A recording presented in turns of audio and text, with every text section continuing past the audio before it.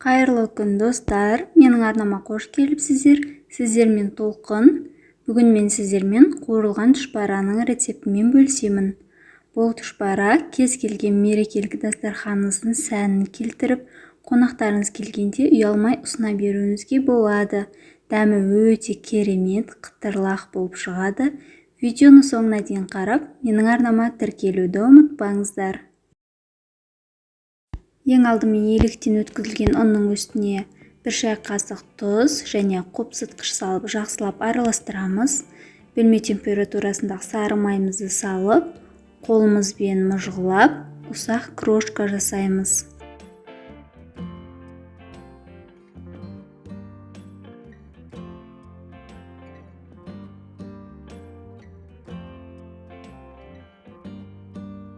Мінекей ұн мен сары май осылай араласып ұнтақ болуы керек.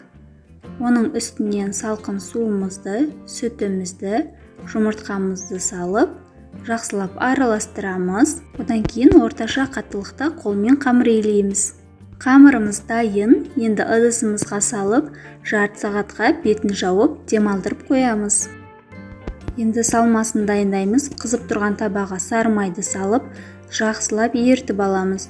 Үстінен ұсақтап туралған пиязымызды салып, жақсылап араластырып қуырамыз.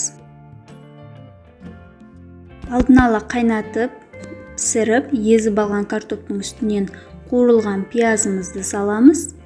1 шай қасық паприка, жарты шай қасық қара бұрыш және тұзды салып, жақсылап араластырамыз.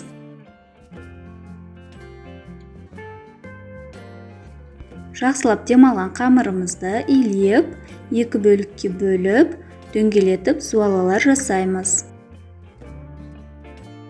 Үстелдің үстіне ұнды сеуіп, қамырды жаюды бастаймыз. Қамырды ең бірінші шет-шетін жайып бастаймыз. Одан кейін оқтауға орап, ортасын баспай, тек қана шетін басып отырып, жақсылап жайып аламыз.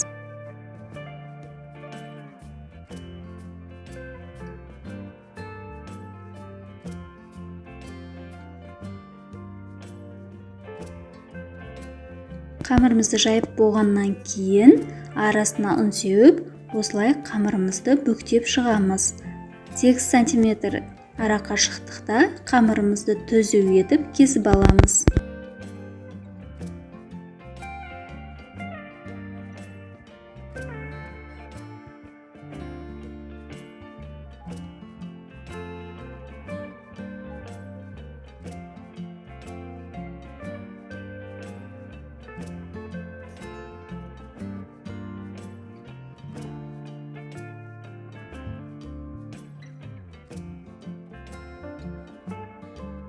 Қамырдың барлығын үстелдің үстіне түгел жайып болғаннан кейін 1 шай қасықтан салмасын салып, тұшпараларымызды түйуді бастаймыз.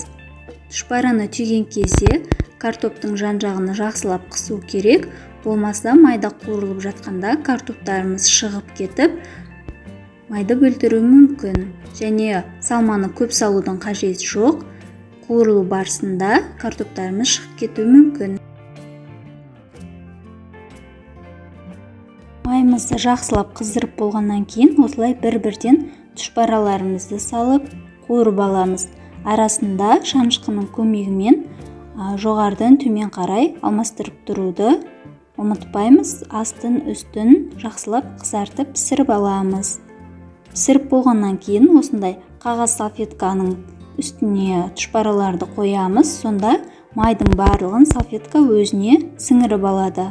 Осылай барлық тұшпараларымызды қуыра береміз.